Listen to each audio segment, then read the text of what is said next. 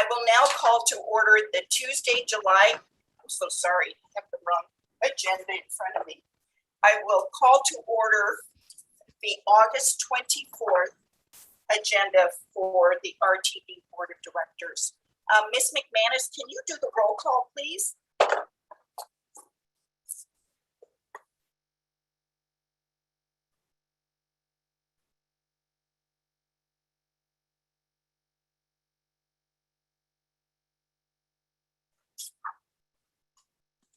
Apparently not. Ms. Really McManus? not. Okay, you know what? I will do roll call to start with. Here I am. I'm Director- sorry, I was stuck on mute. Oh, that's okay. I can do it. I got it in front of me, Barbara. Director I Bouquet, Present. Director Broom, Present. Director Busick, Here. Director Catlin, Here. Director Cook, Here. Director Davidson, Here. Director Duchelle. Here. Director Geisinger.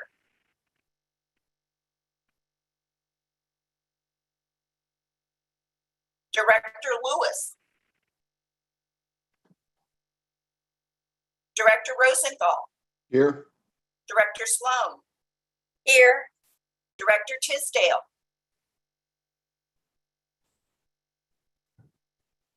Now I just saw you. Director Tisdale. All right, I'll come back to him. Director Whitmore. Present. Director Williams. Good evening. I am here. Okay. Director Tisdale, are you there?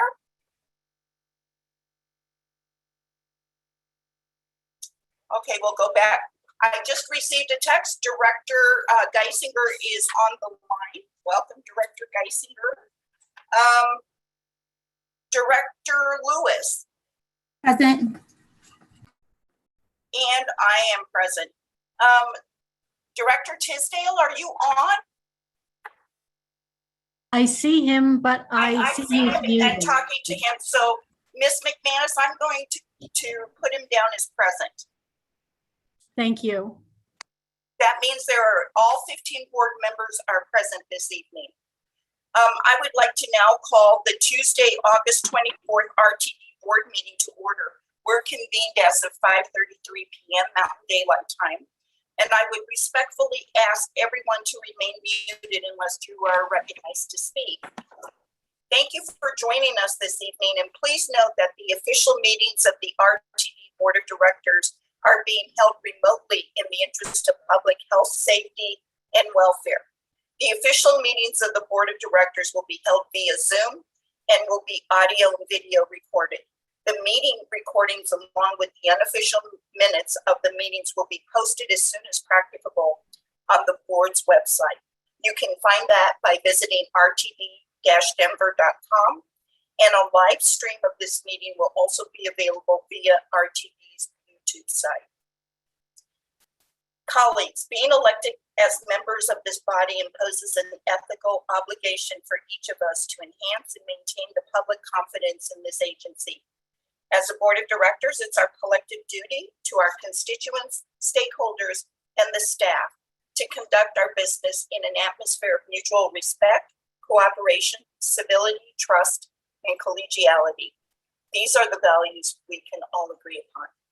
As such, I encourage each of us to review the operating guidelines adopted by this board and to act in accordance with those principles, which are available on the Board of Directors page on the RTD website. Thank you.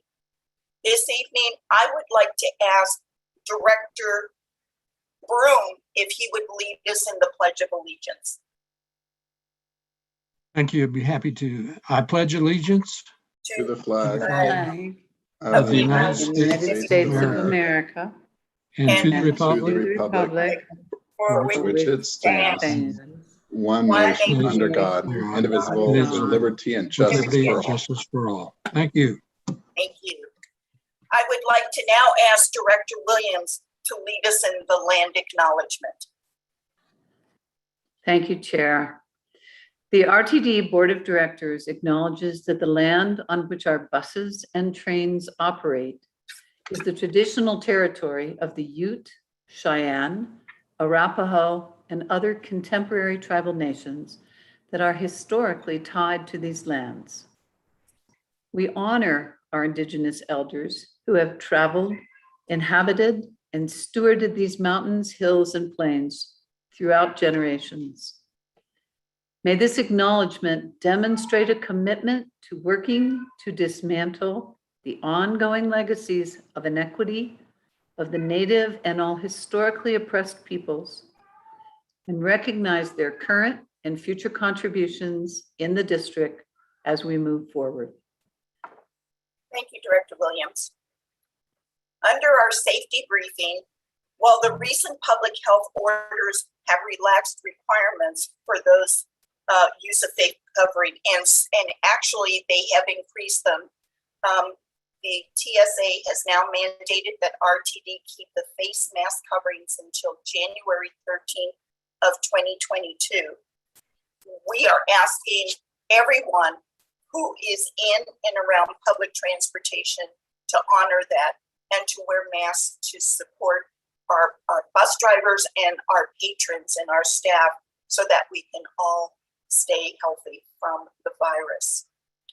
This evening, there are no retiree awards, and now it is time for our public participation, which is open to anyone who would like to address the board. It is our custom that we allow any of our elected officials present to speak first, and if you wish to speak and have not already done so, please either raise your virtual hand or press *9 on your phone. Our staff will unmute you when it is your turn to speak. And if you're dialed in, please press *6 to toggle your mute settings.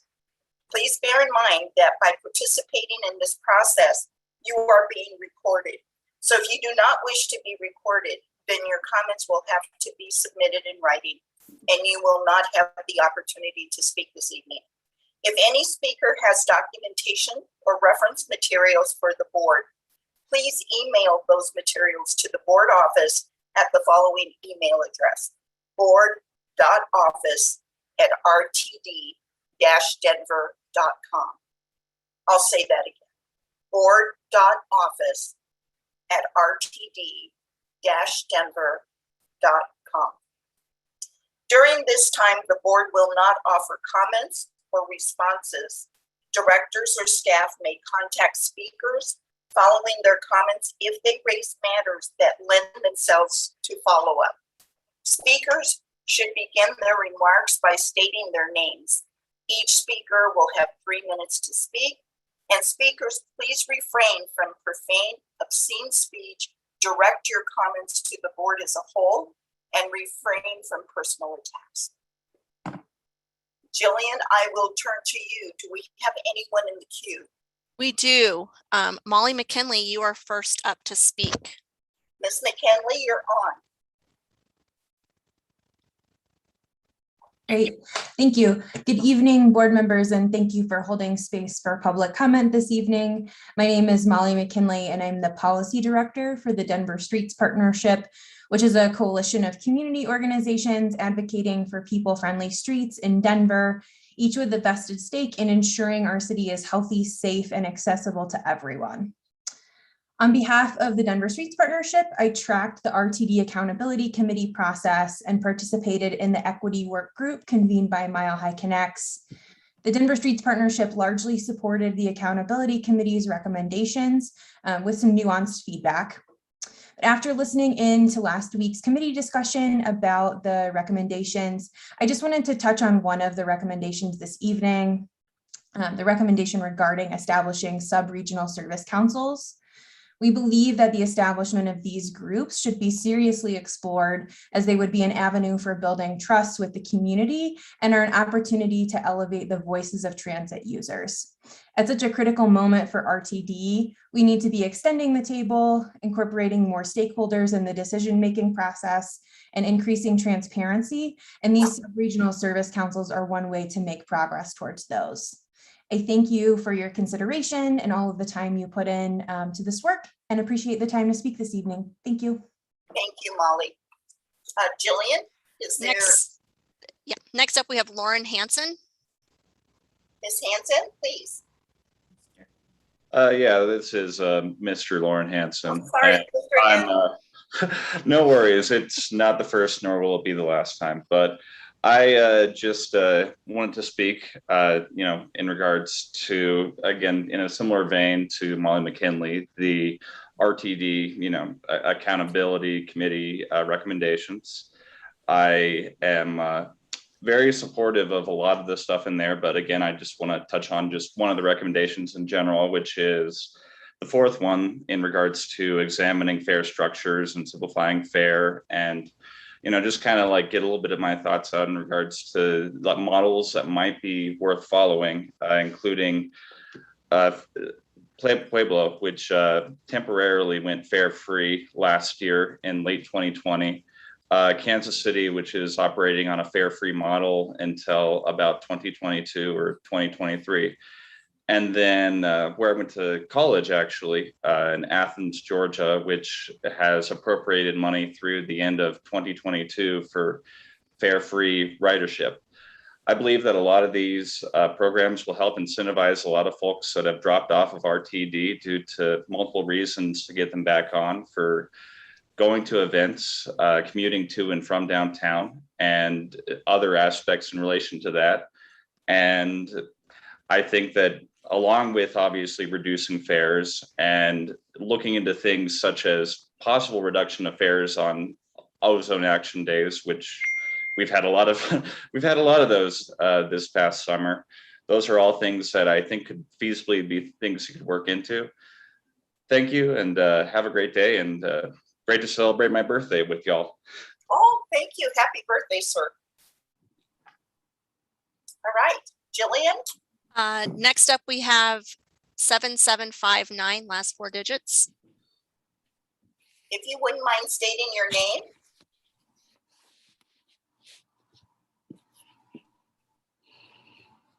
Yes, hello? Hello. Hello?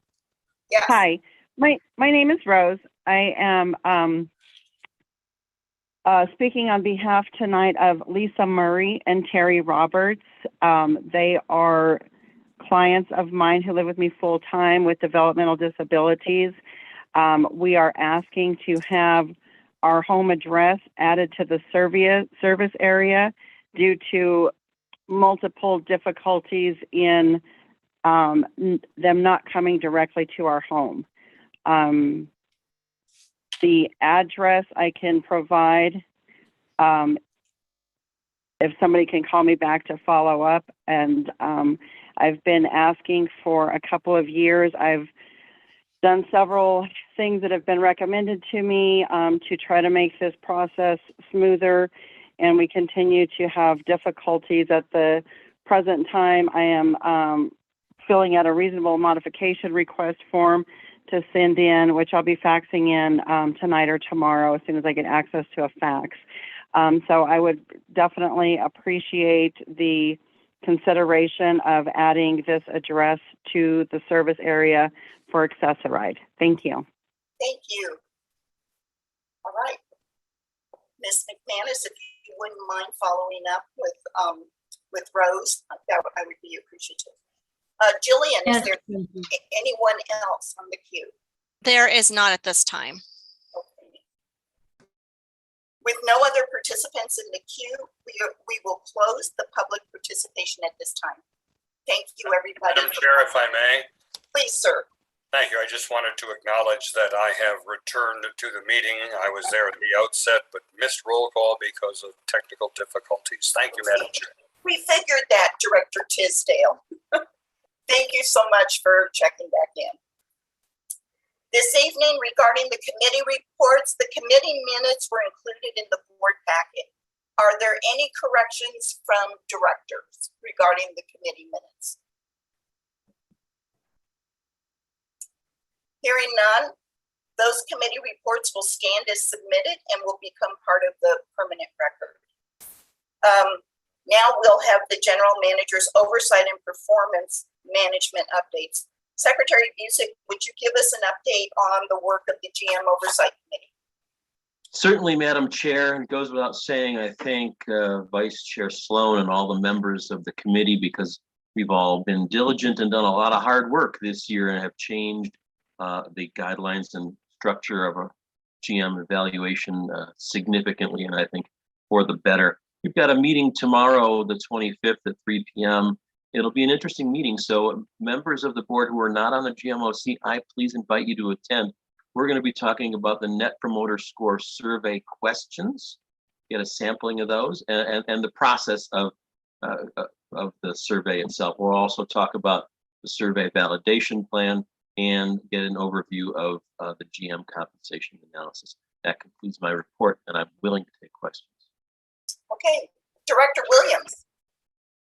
I just want to acknowledge that I see Director Geisinger has joined the meeting, and I'd like that to go into the record. Thank you. Thank you. Hello, First Vice Chair Geisinger. Welcome. Thank you. All right, next is the approval of the board meeting and special board meeting minutes of July 20th, 2021, and the special board meeting minutes of August 10th, 2021. Unless there's objection to considering these minutes all the same time, may I please have a motion to approve the minutes for the following meetings: July 20th board meeting, July 20th special board meeting, and August 10th special board meeting. Do I have a motion? So moved, Director Williams. And Director Lewis, did I hear you as the second? No, you heard me. Oh, Director Catlin, thank you so much. Is there any discussion? Okay, seeing none, I'll now call for the vote. Is there any no votes? Seeing none, it passes unanimously with 15 votes. Next, I'd like to call on our General Manager for her report. General Manager Johnson, please share with us your report. So thank you very much, Madam Chair, and good evening to all of you and to all who are virtually assembled. I'm Deborah Johnson, General Manager and CEO of the Regional Transportation District. As part of my General Manager's report, I will brief you on several topics, noting how each of these topics aligns with the agency's strategic priorities, which the board adopted on August 10th. For those in attendance who may be unfamiliar with the strategic priorities, they are community value, which is RTD strives to be a strong community partner, providing value to customers as well as to the broader Denver metro region while sustaining planet Earth. Customer excellence. RTD strives to consistently deliver high quality customer service. Employee ownership. RTD seeks to attract and retain a highly skilled and engaged workforce. And financial success. RTD takes very seriously the management of all financial resources. I would note that most often discussions regarding financial success will occur during the meetings of the Finance Administration and Audit Committee. This evening, I will share with you the following information related to the employee ownership strategic priority. I will introduce our new Chief Administration Officer, as well as discuss pandemic impacts and vaccination efforts. Regarding customer excellence, I will discuss alternative services to the Broncos ride and public transit access to the Adams County Justice Center. And speaking to community value, I will discuss redistricting efforts. So first, I would like to officially introduce Leah Riley, RTD's new Chief Administration Officer. Leah comes to RTD from Nelson Nygaard, a transportation planning firm with offices across the country. Prior to her time with Nelson Nygaard, Leah served in senior executive roles for transportation agencies in Portland, Oregon, Chicago, and Washington, D.C. Additionally, she performed a myriad of administrative, financial, legislative, and advisory roles in the nation's capital and in the state of New Mexico. Leah will direct efforts of the Human Resources, Material Management, Information Technology, and Civil Rights divisions, along with overarching performance management efforts. So she will be extremely busy in the months ahead. And I welcome Leah and glad she's part of the RTD team. Next, regarding the continued COVID-19 transmission in Colorado, the Delta variant is by far the most prevalent strain in the state, accounting for more than 95% of cases. The 7-day moving average per 100,000 people in the RTD service area is now 18.3 cases, significantly higher than the 6.7 cases per 100,000 I reported last month. The August 2021 hospitalization rate is as high as the August 2020 rate, despite widespread vaccination administration. The vaccination rate has once again begun to climb. The Denver Post reports 4 straight weeks of increased vaccinations. According to data from the Colorado Department of Public Health and Environment, between 71% and 83.4% of residents in counties RTD serves has received at least 1 dose, with Adams County having the lowest vaccination rate and the city and county of Broomfield the highest. Overall, in Colorado, nearly 73% of eligible people have been immunized with at least 1 vaccine dose, and 66.2% of people are now fully immunized. The agency is currently partnering with local health officials to offer mobile vaccine clinics in various sites around the district, suggested by several members of the board. While vaccination rates should spur optimism, the prevalence of the Delta variant means that RTD employees must remain vigilant. The Transportation Security Administration, as acknowledged in Madam Chair's safety moment, has now extended its mandate regarding facial coverings for all modes of transportation, include public transit, through January 18th, 2022. With that as a backdrop, RTD is continuing to work towards safely reopening the capacity of its facilities.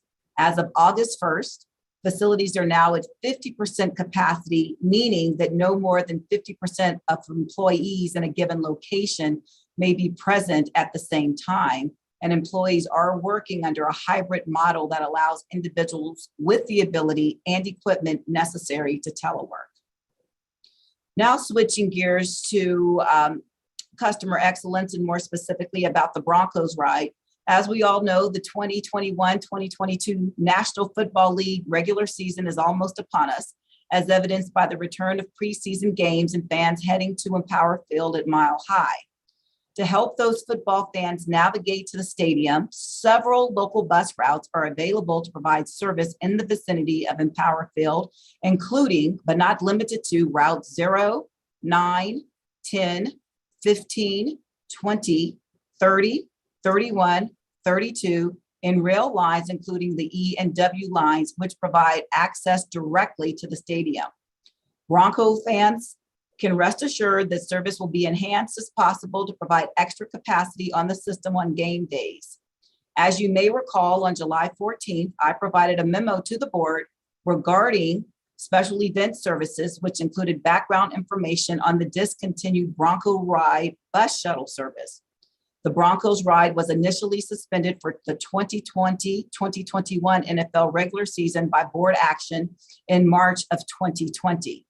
It is incumbent upon the agency to adhere to civil rights laws, including but not limited to ADA, Title VI, as well as the Federal Railroad Administration and the Federal Transit Administration regulations. Moreover, the safety and well-being of the workforce is paramount. Regarding services to Adams County Justice Center, as you all are aware, there have been reports in the media regarding a recent service change that affected bus stop near the Adams County Justice Center. I, along with RTD staff and directors Whitmore, Busick, and Cook, have been engaged with elected officials and jurisdictional staff concerned with the discontinuation of the stop. Just yesterday, I, along with staff, again traveled to the location of the bus stop to meet with the Adams County manager and with our respective staffs to determine short-term as well as long-term solutions. As for next steps, Adams County officials will be conferring with representatives from the city of Brighton as we collectively work toward next steps. Respective entities will be reconvening early next week as we finalize the path forward. Regarding our community value, more specifically, I like to talk about the redistricting efforts as a follow-up to the discussion that took place at the Planning, Capital, and Programs and Fast Tracks Committee meeting. Internal redistricting efforts will be ramping up shortly. The redistricting committee is working to schedule its first meeting for early September. The committee will meet monthly through early 2022. The redistricting committee meetings will be open to the public, and accordingly, Meeting times and agendas will be posted. I will continue to provide monthly updates on the committee's progress to the board in my monthly general manager's report. Moreover, staff is preparing a memo to the board, which will provide a high-level overview of steps for the committee and will be transmitted within a week's time. And with that, Madam Chair, my report is concluded. Thank you very kindly. Thank you, General Manager. Are there any questions or comments to the General Manager? Director Lewis has her hand up. Director Lewis, please. Thank you. I just wanted to thank the general manager for her responsiveness concerning the redistricting conversation and for opening those meetings up to the public, as that was something that was really important to me and I think important to our communities as well. And so thank you for being responsive in that regard. That's the first one. And then I had a question regarding the Broncos ride. One thing that came up, thank you for your work with the Broncos services as well. One thing that came up for me was a constituent who was concerned about the times, the rail lines that might stop running at, say, 10 o'clock and the game might go a bit later than that. Was there any consideration to maybe extend services during the times that there are Bronco games, so that if folks take public transit to those games, that they'll have the opportunity to take public transportation back? Madam Chair, if I may. Please. Director Lewis, thank you very much for that question. It's a very good one and a timely one. What we're trying to do based upon our staffing levels and capacity, having worked in tandem with our Assistant General Manager of Rail Operations, we are trying to make accommodations because we believe if we take you there, we should get you home in that vein. And with that as a backdrop, emulating what we did for the major baseball league with the All-Star game, we made adjustments accordingly. So I hope that addresses your question, and if we needed to be more specific, then I can follow up and provide more detail as it relates to your inquiry. Yeah, we can follow up. Thank you so much. It You're quite addresses welcome. my question, and then I have a specific question as well. So thank you. You're welcome. All right. Director Rosenthal.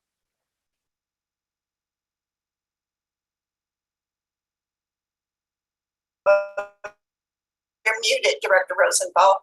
My apologies. Sorry, I pressed the button and it didn't deactivate. My apologies. So thank you, Madam Chair, and thank you, Madam General Manager, for that report. Delving a little bit deeper into the issue of the Bronco ride, you mentioned the staffing issue, perhaps in a prior response. So perhaps you might expand on that a little bit. So if we were to offer that service, what would it do to other services that we do provide? Since it would be a number of buses that would be taken out of the system. Madam Chair, if I may. Please.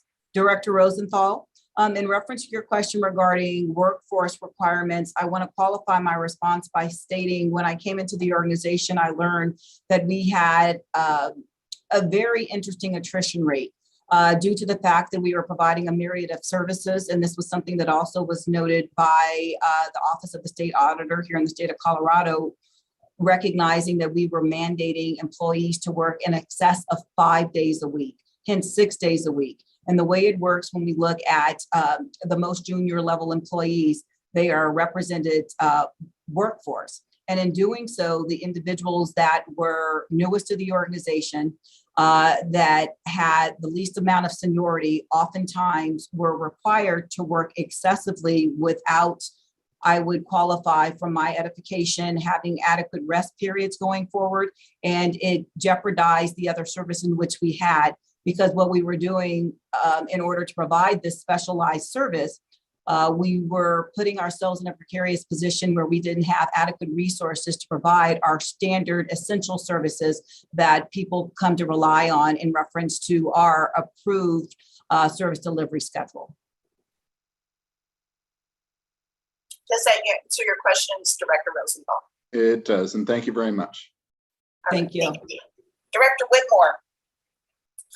Thank you, Madam Chair. Just a brief note of appreciation and gratitude for the effort put forth by our general manager and several staff members to work through some solutions to the issue at the Adams County Judicial Center.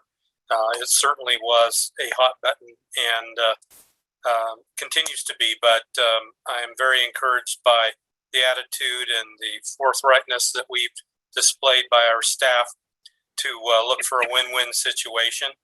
And we're moving closer to that. And I just want to make note of that and thank our senior management team and most notably Deborah Johnson for that effort. Thank you, sir. Director Williams. Thank you, Madam Chair, and I'd like to thank Ms. Johnson for her comments on the Broncos Red. I want to point out that the board made a public decision some time ago not to alter our paratransit service, and we continue to provide existing users of our accessorized service transportation to and from Broncos games above and beyond what the ADA requires. So I'd like to thank you and your staff for that work. Thank you, Director Williams. Okay. General Manager, as usual, thank you for that update. I would just like to add one more caveat that due to the work commitment and conflicts of Director Whitmore, he has relinquished his spot on the ad hoc committee for redistricting, and I have appointed Director Sloan as his replacement to join Director Broom to the redistricting ad hoc committee. Next is unanimous consent. There are 4 items on the unanimous consent agenda listed under items 12 actions A through D. There are the Citizens Advisory Committee appointments, the approval of the bridge inspections on-call service contract, the Southwest Chief and Front Range Passenger Rail RTD&C Commission Cooperations Agreement, and refinance lease purchase agreements for the interest savings.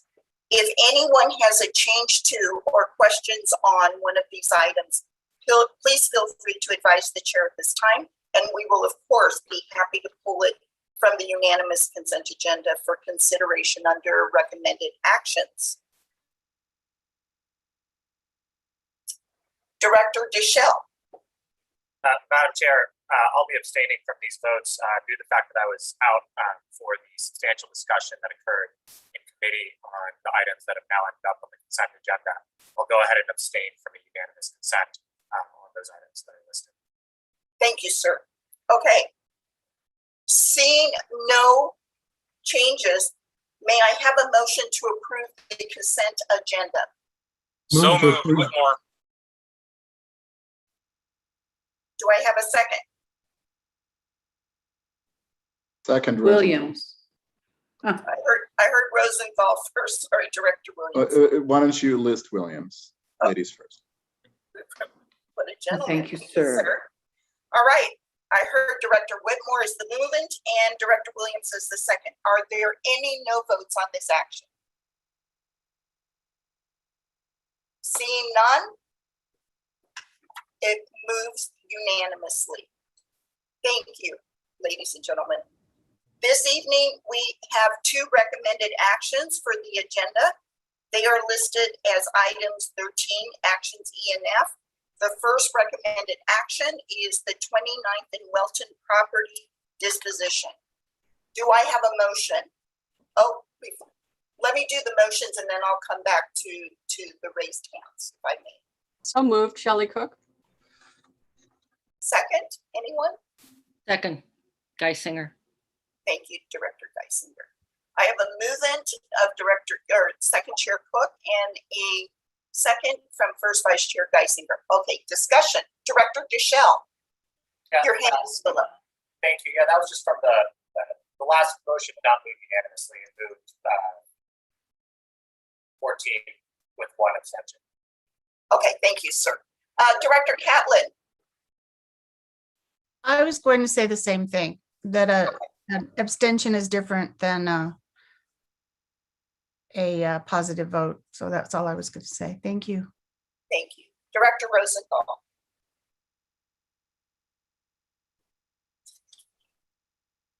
You're muted, sir. Sorry, I keep pressing the button. It doesn't deactivate. My apologies. So we're talking about the 29th and Welton property. Is that right? That's okay. Correct. So yeah, so I was at the Welton Street Cafe today. Great lunch, by the way. Hopefully people go and be a customer there.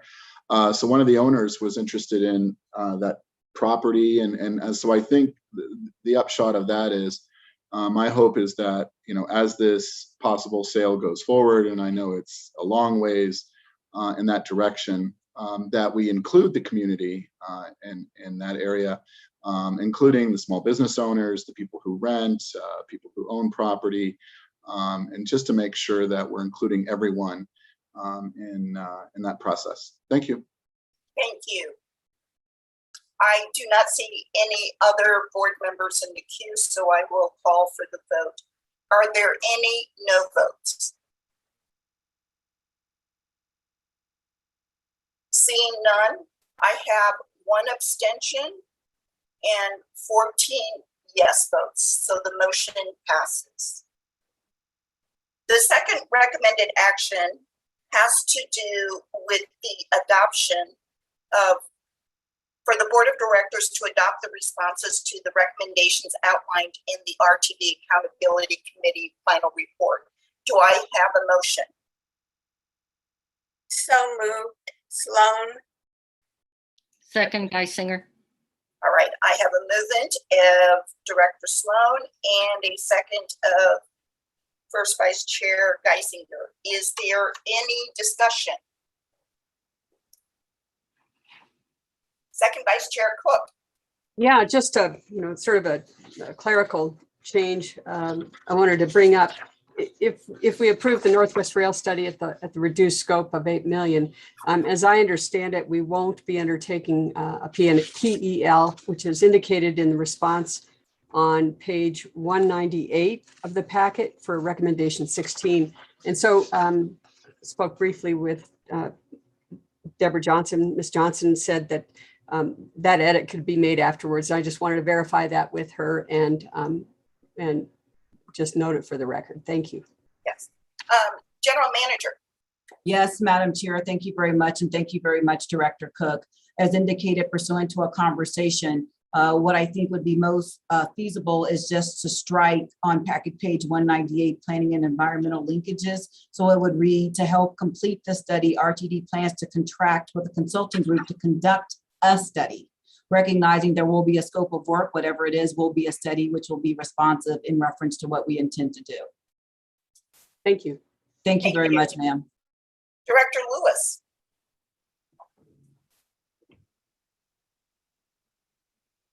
I will be abstaining from this vote because I wasn't a part of the discussion, and I checked yesterday to see if I could find the video for this discussion, and it hadn't been uploaded. And I actually noticed that there were a number of our meetings that are not quite yet uploaded to our website, and so we might just want to look into that.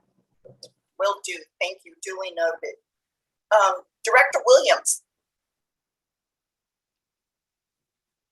No comment. Thanks. Sorry. Director all. Davidson. Okay, thank you. Director Davidson. Yeah, I just wanted to thank staff and CEO and General Manager Johnson for the changes. I know we had a discussion and there was a lot all over the place, but in reviewing the document, I think a lot of our discussion was captured on the Accountability Committee responses.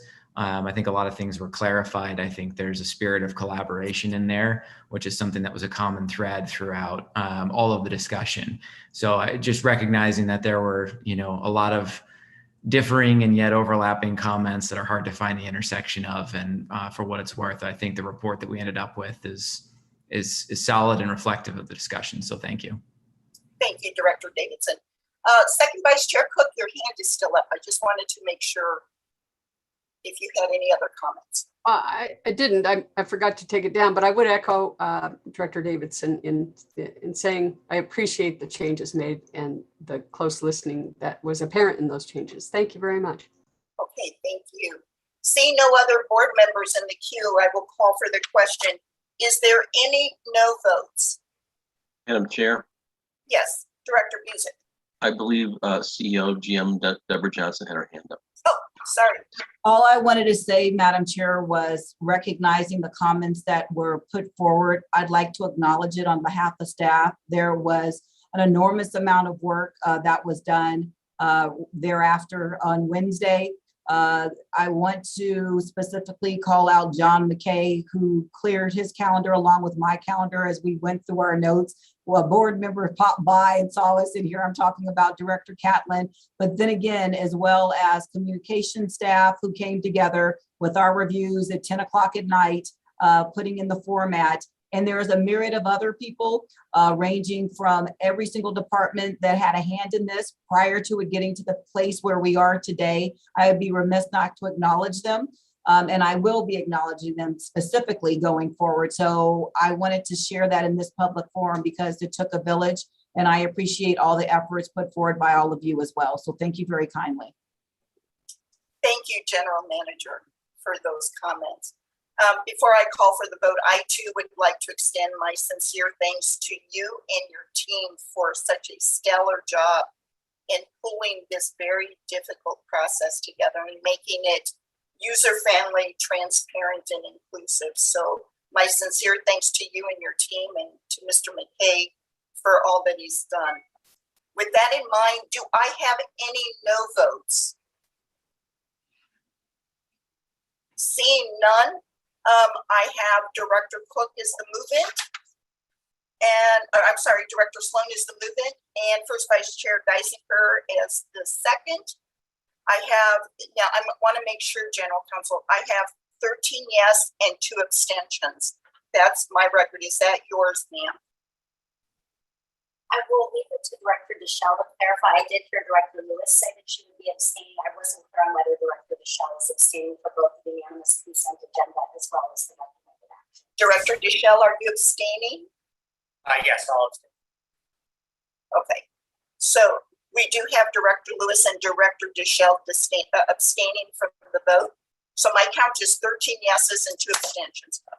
Do you concur with that? Yes. Okay. The motion passes. Thank you, ladies and gentlemen. There is no executive session this evening on the agenda.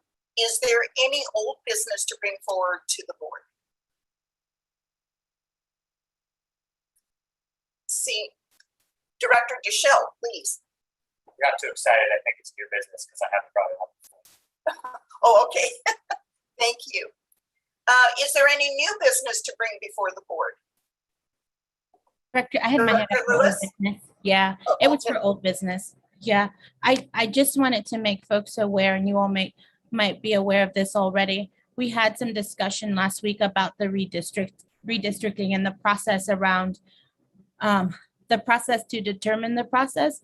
And I had the opportunity to revisit notes from February 14th, 2012, and then another meeting in July in which there was some discussion on behalf of the board about the redistricting process. And what I could find, and I'm curious is of other directors who have a bit more experience on this board, what I could find is that the process to assemble the committee was one that was suggested by the chair back in 2012, and it was adopted.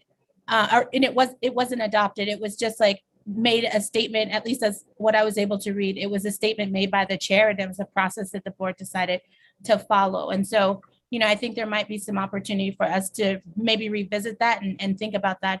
I will also say that also noted in that same meeting that the recommendation actually did come to the recommendation to move forward with the redistricting, not the recommendation, I'm sorry, my kid's in college and he's texted me.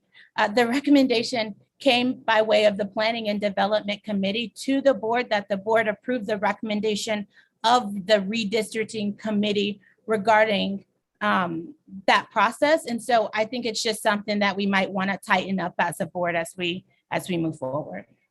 All right, thank you, Director Lewis. Director Deschel, I still see your hand up.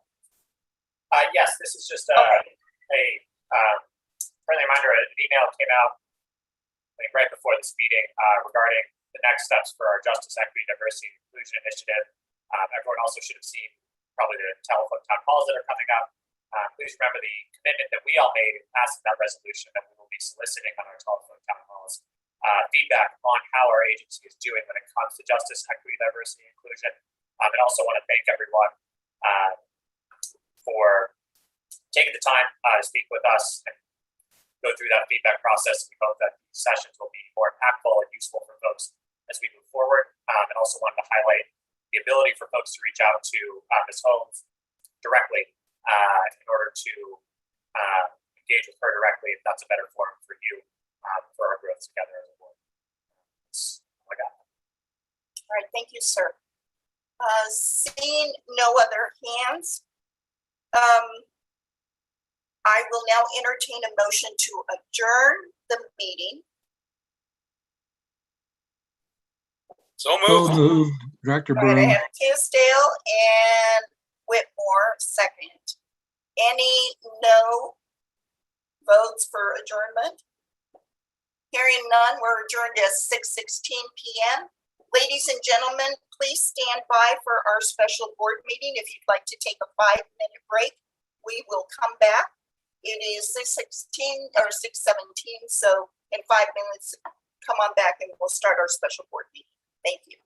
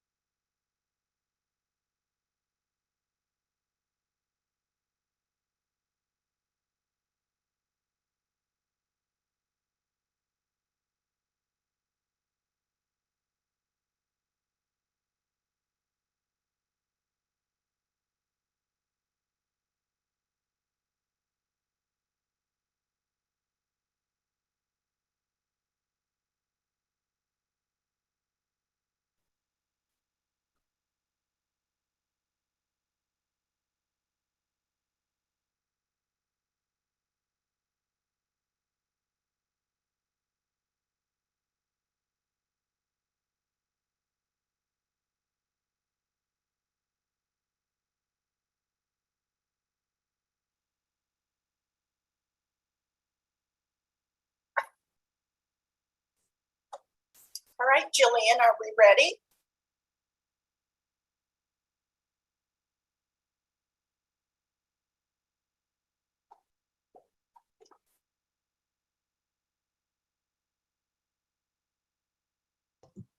This is Teshri. We're ready whenever you are. Okay, we're ready to go then.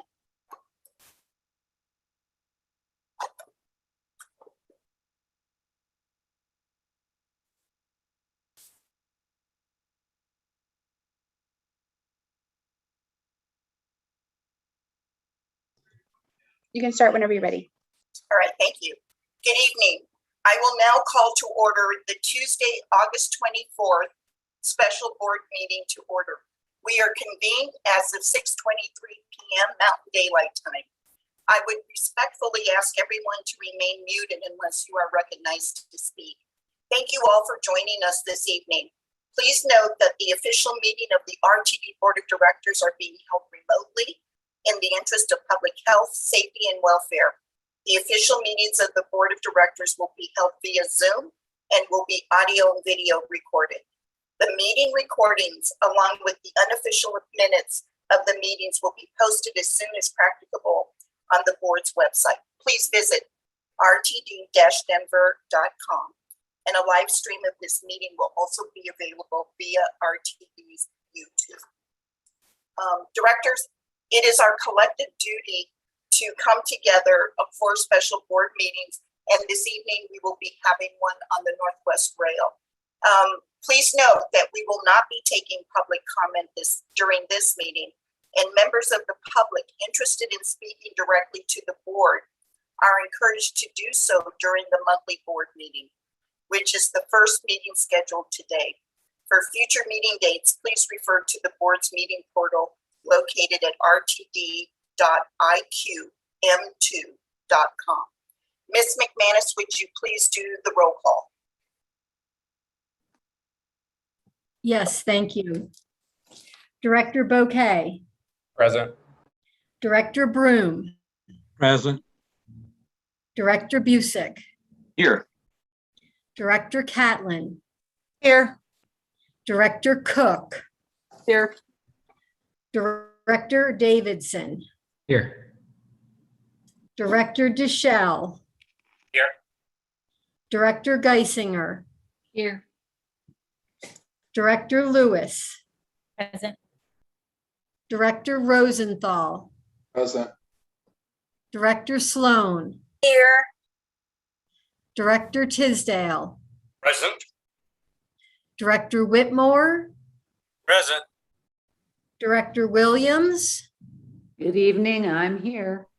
and Chair Rivera Malpietti. Here. That is 15 present.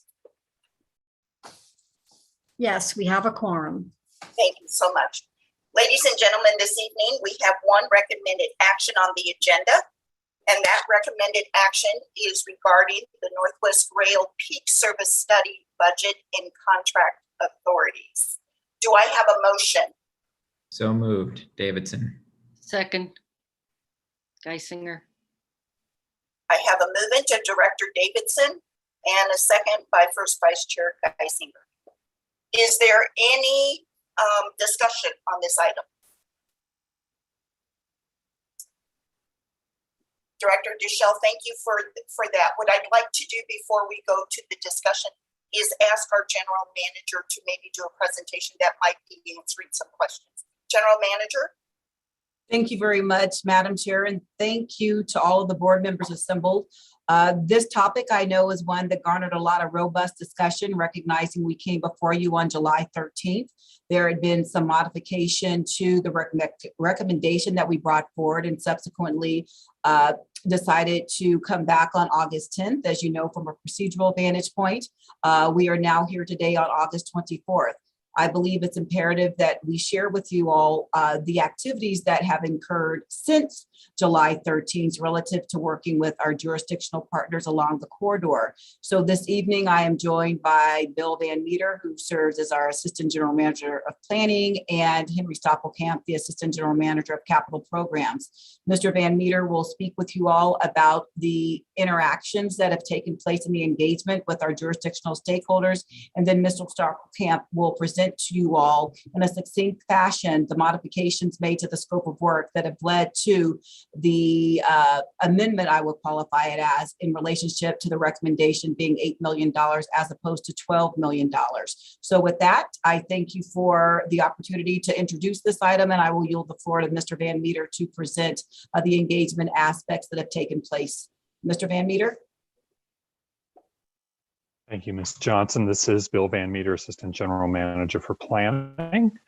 And as she just introduced, I want to give you a feel for the dialogue, the involvement with stakeholders, and the work that staff did leading to the modifications, adjustments, and proposed modifications that Henry Stoppelkamp will go into more detail. So in anticipation of board direction from the committee that evening of July 13th, the RTD Northwest Rail Peak Service team had already set a meeting for the next day, July 14th, with staff from the jurisdictions impacted and adjacent to the corridor, specifically Longmont, Boulder County, the city of Boulder, Louisville, Broomfield, Arvada, Westminster, as well as CDOT, the Denver Regional Council of Governments, and the Front Range Passenger Rail Commission representatives to discuss next steps. We were thinking that it might be towards procurement. As it turned out, it was toward adjusting the scope per board direction. So at that meeting on July 14th with the stakeholders, the RTD team recapped the board's direction, which many of the partners had heard firsthand since they listened into the board meeting on the 13th. RTD staff informed the stakeholders that we would be rolling up our sleeves over the following week to identify recommendations to reduce scope of the phase 1 study, and that we would review those recommendations with them at our regular coordination meeting, which was set 1 week later. Note that we've been meeting with these same jurisdictional staff members, Dr. Cog, CDOT, and commission representatives twice a month since May. So our communications with them, their understanding of and involvement in the development of the scope has been strong over the past several months. So over that next week, from the 14th through the 21st, RTD staff held quite a few meetings and discussions to identify the recommendations for scope adjustments that are now before the board and that Henry Stoppelkamp will review in a few moments' time. We reconvened with the stakeholders on the 21st of July. We reviewed these proposed scope adjustments with that same team of staff at that time, spent over an hour and a half going into detail, answering questions, and holding a good, robust dialogue about the proposed changes. We then requested the stakeholders take some time, review the adjustments and recommendations from RTD staff, and provide us with any ideas, input, or concerns. By our next regularly scheduled meeting, which was set for August 4th. The meeting on August 4th went very quickly. Again, the stakeholders heard and understood the board's direction to staff, and there was general understanding and agreement from the stakeholder team with the proposed modifications to the phase 1 study, the adjustments and modifications that RTD staff prepared and proposed, and that Henry Stoppelkamp is now prepared to review. That's a recap of our dialogue over the past month or so and our response to the board direction from July 13th. Henry?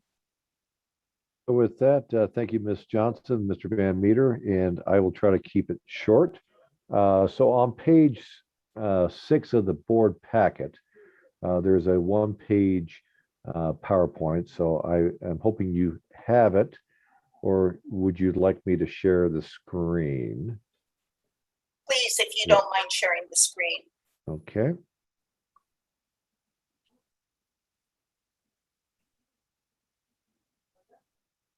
And are you now seeing the Northwest Rail Peak Service Plan and Beyond slide? Okay. Yes. So with that, I'll go over the events since July 13th. Bill went into the detail of the meetings, the dialogue with our jurisdictional stakeholders, RTD staff. And so what I've got in front is kind of how we tackled the elements of the original scope. The scope's made up of a lot of really good stuff. The challenge is without with keeping it at the $12 million, we are or $12 million. We are looking at doing a lot of stuff that may we don't need at this point in the juncture. So what we've done is we broke this project down into basically a 5-phased approach. The slide you saw originally was a 3-phased approach, which was the study, then going into the final design and going to peak service. And so what we've tried to put on the slide is also the full service and what does it look like, and then which elements do we put out into the design of the peak service, what elements do we need for the actual construction and putting into revenue service. And some of these elements are further out. So for example, we were looking at the peak service by definition is 3 trains in the morning and 3 trains in the afternoon. So do we need to model several different ridership scenarios to see how it would change the ridership needs, the number of trains? In the original scope, we were looking at the full gamut on different possibilities. So we've pulled that down a little bit, and we're going to move that out into the phase 2 portion.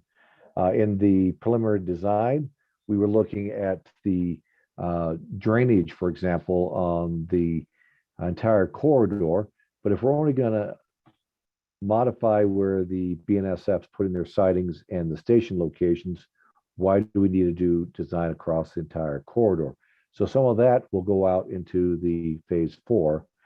Some of the connections with the stations and platforms will go out into the phase 2 on the design for the peak service. So we were able to pull out approximately $4 million in the initial phase 1. We put $1.4 million mainly covering the operating plans and preliminary design in phase 2. Some went out into the peak service, the service itself, 100,000 there, and a little bit out into the full build out. Now, along with that, we also reduced the contingency. So like a lot of projects similar to this, where you're doing preliminary engineering and design work, projects carry anywhere between 20 and 25% contingency for the unknowns and to look at other options as we go forward. But by redefining the scope and keeping it very tight, we have been able to drop that contingency from 21% down to 12.5%. We have also been working with our jurisdictional partners, looking at some cost sharing, some efficiencies, taking some of the work in-house with RTD staff, and then also working with municipalities. One of the big ones is the multimodal access to the stations. Who better knows how the multi-access ties into the stations than local jurisdictions? So we've pulled that out of the consultant scope of work. And so the jurisdictions will be providing that information to the consultant for the final report. We're working with the CDOT and the Front Range Rail staff to get a better understanding of what does their service look like, potential service, what does Amtrak service look like, and bring all that together and provide that to the consultants at the end of the process. So those are the key things that were pulled out.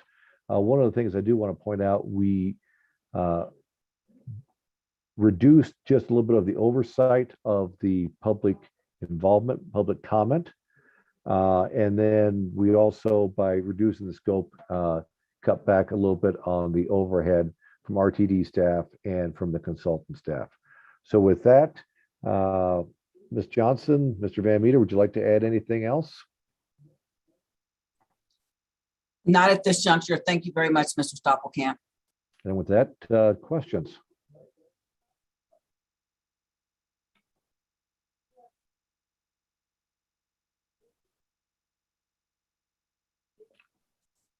I have my hand up. Should I just go ahead and talk?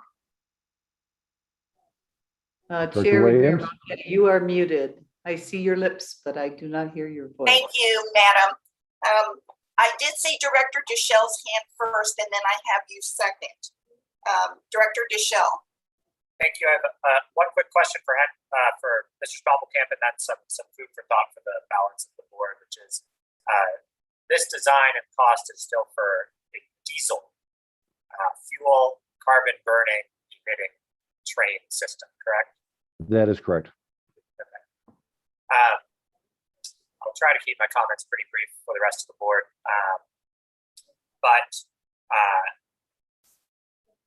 Madam Chair, is this time for general comments as well, or should I save those until after Mr. Stoppelkamp and others have had the opportunity to ask questions?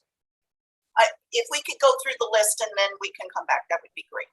All right, Director. Thank you. Director Williams. Thank you, Madam Chair.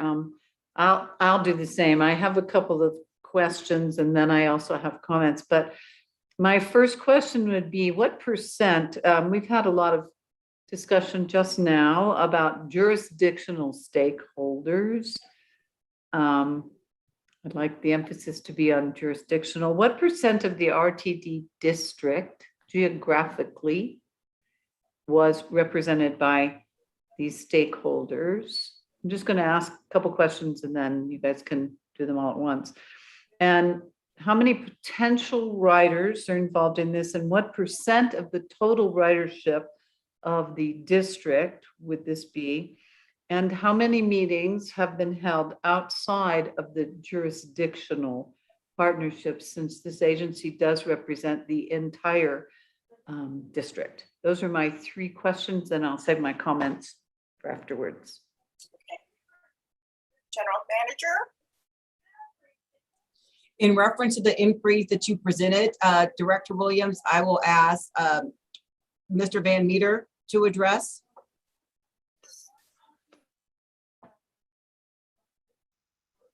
Finding the unmute button. I do not know the geographic percentage of the district that those jurisdictions cover. You have caught me flat-footed as to the ridership projection. One of the key elements that we retain in the scope of work is a re-look at the ridership forecast for specifically for the 3 trips AM and 3 trips PM. And I do have a reference document that if I spent a minute or two, I would be able to find our current ridership projection, but apologize that I do not have that pulled up and anticipating these responses. And I can't recall what other questions there were. My apologies, I was scrambling trying to find that ridership.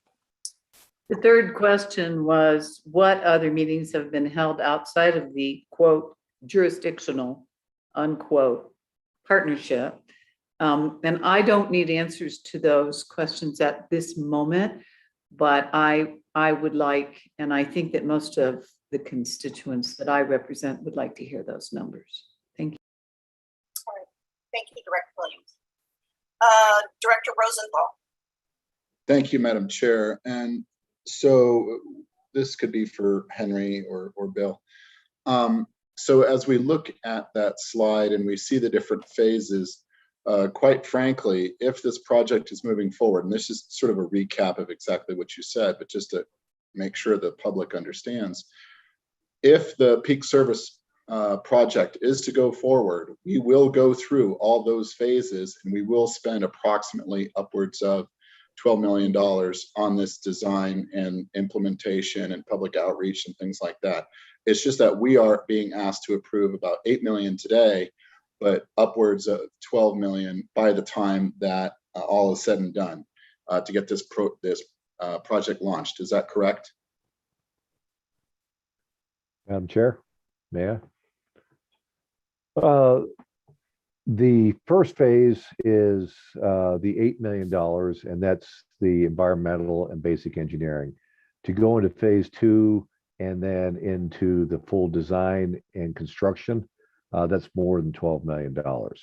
So what we're looking at is phase one. Part of that has been put off to phase two. Phase two is not a $1.4 million exercise. It's a multi-million-dollar exercise to take it from a 30% plan to a 100% plan. Property acquisitions, agreements, operating rights. That is a major endeavor. And I don't want anybody to think that if we had $12 million, we could get phase 1, 2, and 3 complete and go into revenue service. It's a whole lot more complex than that. The planning side and the environmental clearance side and some of the ridership side would be the 12, but the actual full design, buying right away, enter into agreements with the railroad would add significant cost to going into a peak service operation. So given that, it sounds like you would say that even if we did approve, so let's just say we approved the 12 million today, which you're not asking for, I get that. But if we did do that, would we be saving money rather than waiting until later in the phases to address those parts of those phases of the project?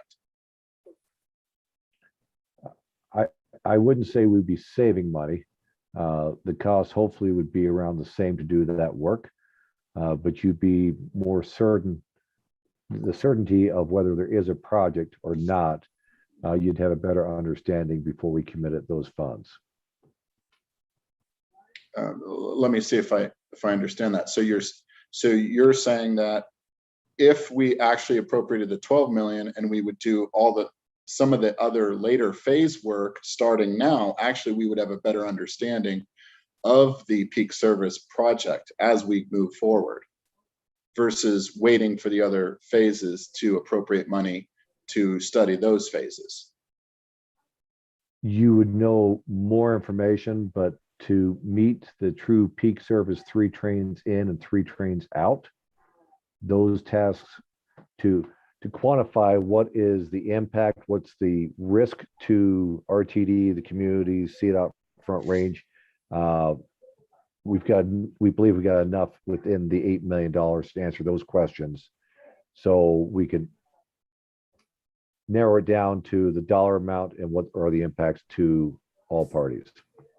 Okay, then my final question is actually leading off of what Director Deschel said. So if right now we're anticipating this would be a diesel type system, would part of this study in the phase 1 address whether it would be diesel or it could be electric or hybrid model? Is there any study that would be within that phase 1 that we would be possibly approving tonight? As of right now, no. And the reason why is the peak service as presented to us by the community was what is the minimum amount of money to be spent in order to provide service. And so if we're going to electrify the system, there's a whole new design that needs to be done. And then agreements with the railroad. One of the things the railroads have pointed out, they do not want any wire within 23 foot 6 inches of the top of rail, which means all the structures right now would have to be rebuilt. So any bridge that goes over the BNSF would have to be rebuilt as part of this project to electrify. And so going forward, the electrification alternative fuels has not been part of the peak service plan.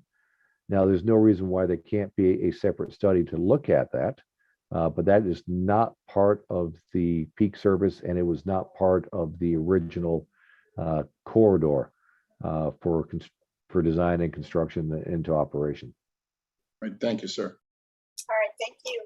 Director Lewis, I saw your hand up and now it's down. Did you want to speak, Director? I'll let folks finish their questions. Thank you. All right, I'm going to go back to Director Deschel then. Director Deschel. Thank you, Madam Chair. Just some comments for the board to consider as we have an opportunity here to lead, frankly. we got a memo back in March 13th of this year, that laid out the subsidy per ride of undertaking the peak service plan as proposed. And there's a reason why I don't feel that it's necessary to spend $8 million to find out some things that we can reasonably infer on our own. In 2019 dollars, for the peak rail service, given our current numbers, it would cost $88, or it would be a subsidy, we'd be underwriting $88.01 per ride. Comparable service is $4.94 per ride underwritten.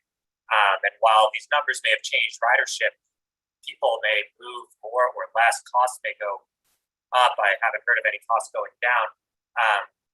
That's a factor of 17.8, which I'm hard pressed to find a reason why this project is worth 17.8 times more of an underwriting than any of our other projects or services.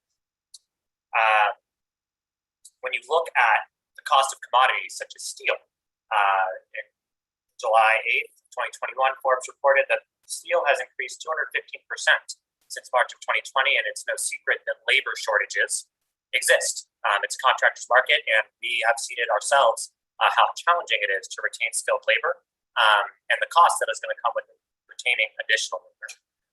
So to spend $8 million on something where I know that A, costs are not going up, B, to the extent that ridership might increase, it's likely not at a factor of 17.8. The Denver Post article that was circulated by many with discussions of equity, where populations are going to be moving, projected that in 2040, we would have 1.1 million more people. It's an increase in the Denver metro area. It's an increase of about 30% over our current population. Assuming for argument's sake that they all moved along the Front Range corridor within a TOD space and all of the users of the Front Range of this new B-line extension, that still would not hit the factor of 17.8 that it would take, that we're saying that this Front Range, that this corridor is more valuable than the rest of our system.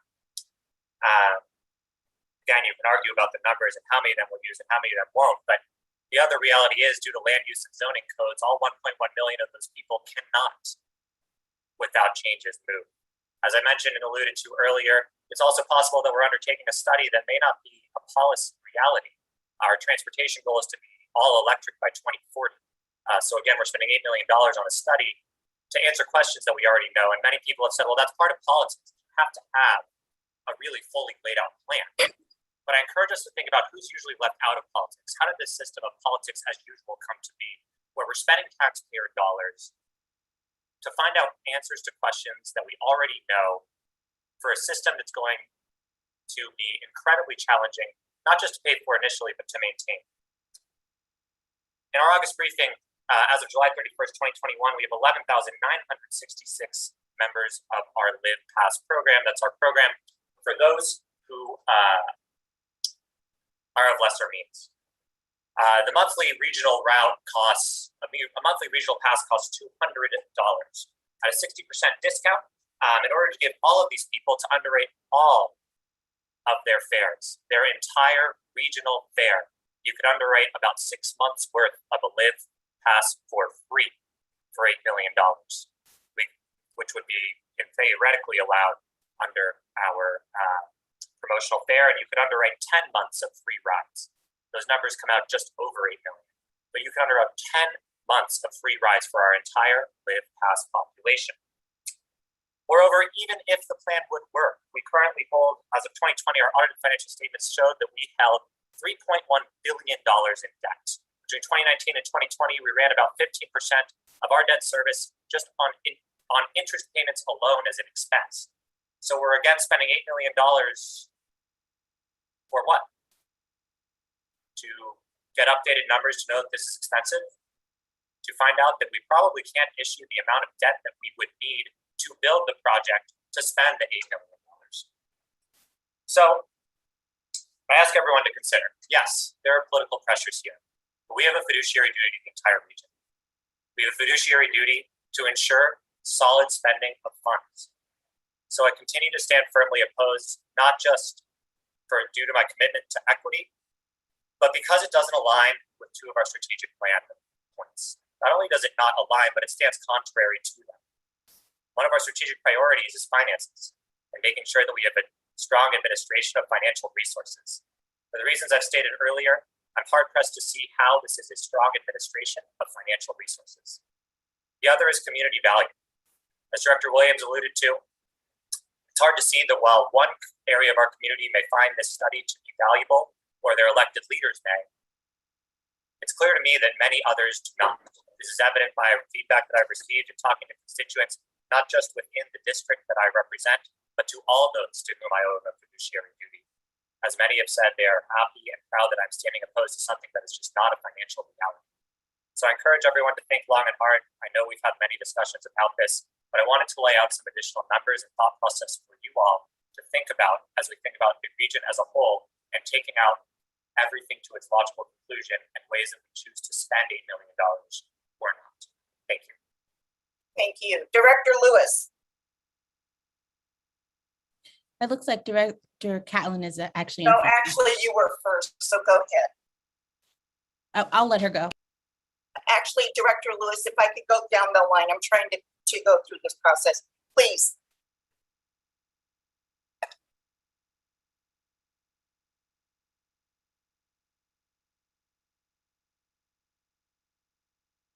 Director Lewis? I lowered my hand. Oh, okay, thank you. Director Catlin? Thank you, Madam Chair. Director Deschel, thank you very much for a very eloquent presentation of many of the factors that I've been mulling over in my head about this study. You made the statement that many of us, have come to the conclusion that this would not likely be feasible in the long run, and that spending $8 million is not a wise use of taxpayer dollars. Even though many of us have drawn the same conclusions that you have, and I share your skepticism about this, those in that community have not. And they, quite frankly, do not trust our numbers. And they don't trust the ridership, they don't trust the costs. And I believe that this was supposed to be an exercise to update the numbers and present the facts, so everybody's dealing from the same set of facts. I'm still torn about the whether or not this is prudent use of our dollars. But I know that it's a very, very vocal group and very passionate group of stakeholders in that community. I share Director Williams' concern about the region-wide emphasis on this.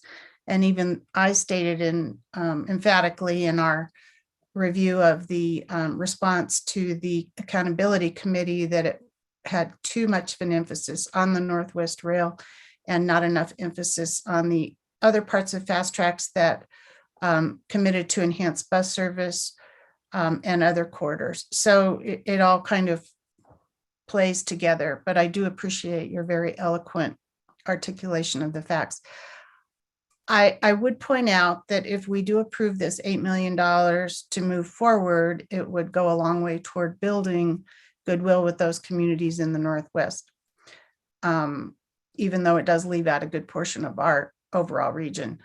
But at the end of the day, when we get the numbers, which I suspect as you do, will not prove that the Northwest Rail is a feasible endeavor, we as a board have the opportunity to go no further. And I think if we decide to spend this $8 million and at the conclusion of the study, it shows there to be such a extraordinary subsidy that would be required per rider, we as a board have the ability to stop the process and go no further. So thank you for letting me pontificate a little bit. Thank you. Director Lewis, I see your hand is still up. Would you like to go next, please?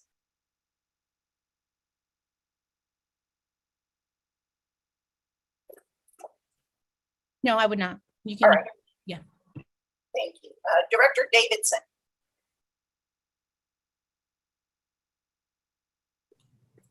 Thank you, Madam Chair. Sorry, I lowered my hand, didn't unmute. Director Deschel, Director Williams, I appreciate where you're coming from here, but to Director Catlin's point, we are not voting to build the rail right now. And I would remind you of a couple of things. First of all, we need to stop talking about this whole parochial thing. We're all about the district and so forth, because if you want to look at it that way, you imagine you've got Broomfield, you've got Westminster, you've got Boulder County alone, put $400 million plus into a system that they're told at the beginning, your part of the fast tracks is going to be this rail line.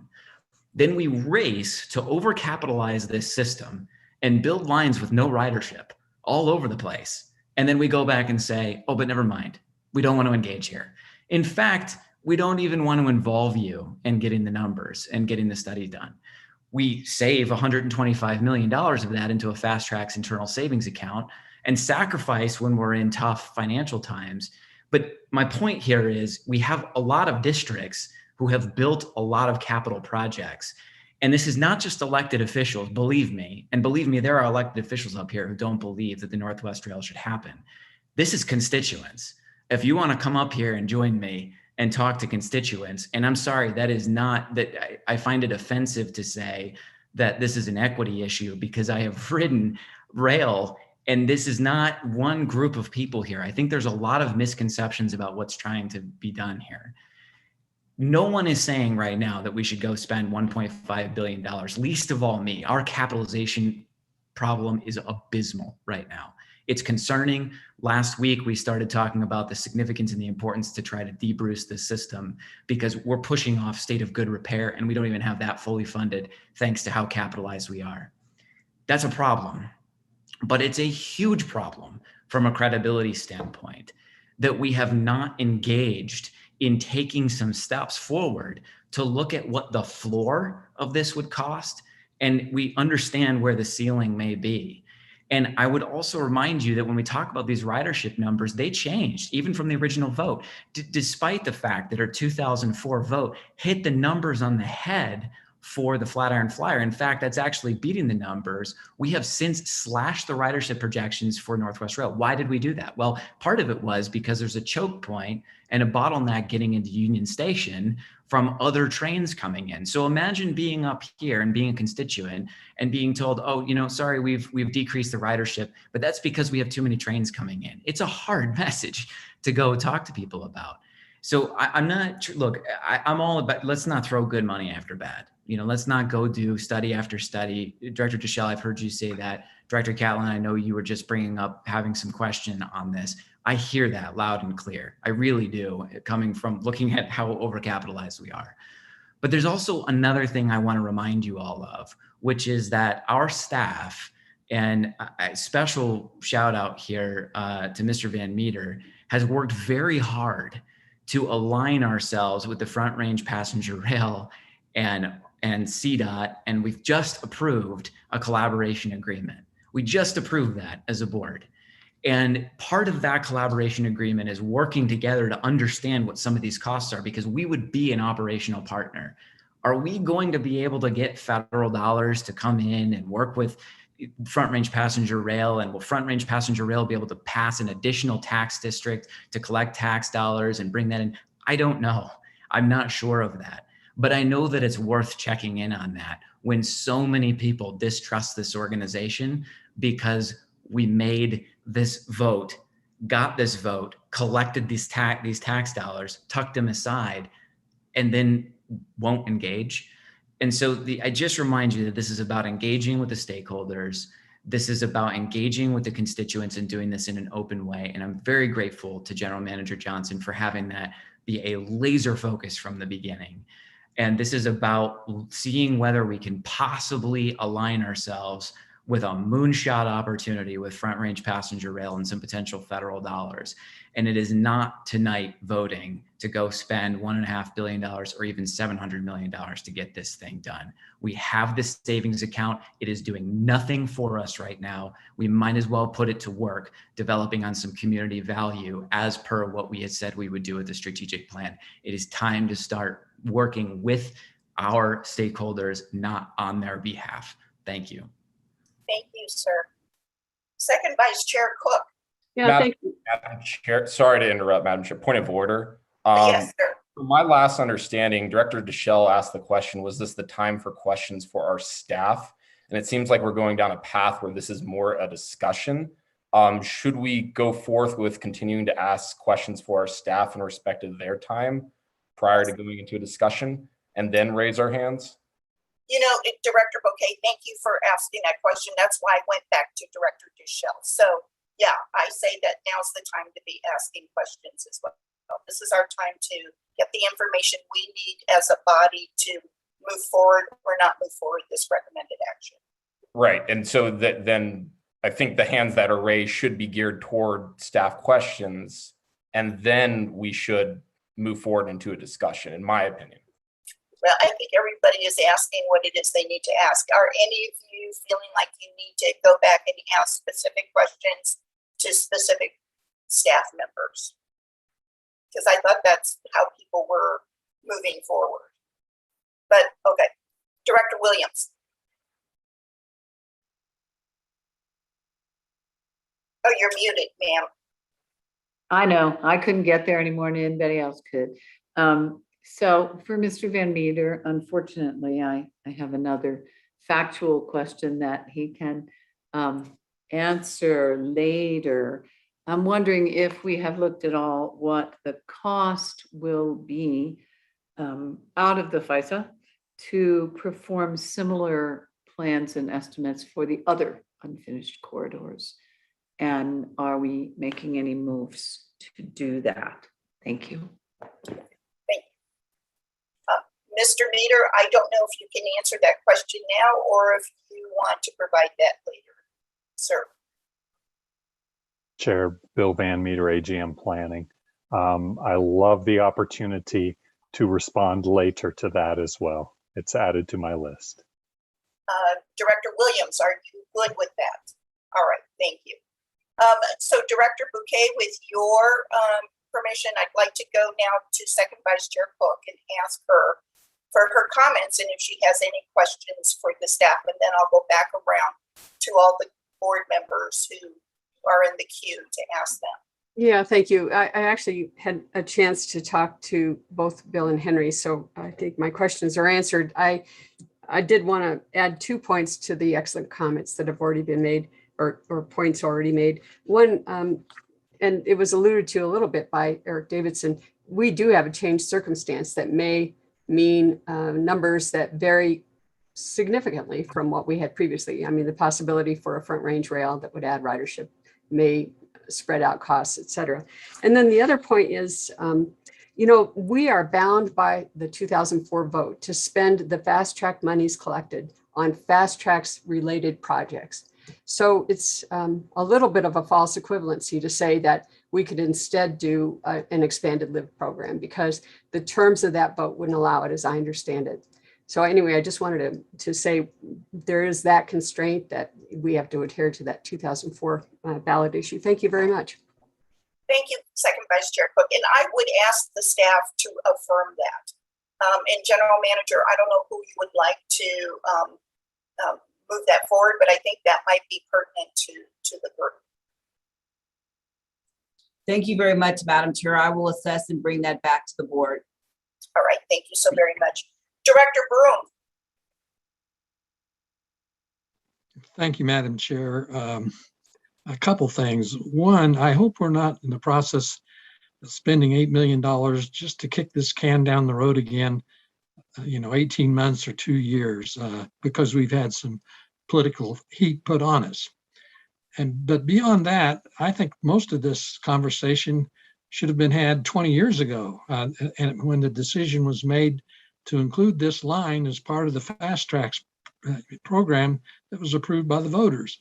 The reality is that the voters up in Boulder County in the north part of the district voted in favor of it, and there's other areas like Adams County voted against Fast Tracks. Well, they've got their lines, and even though they opposed it, whereas the people that supported it and have been paying these taxes all these years, and now we're just trying to figure out a way how to sneak out of our.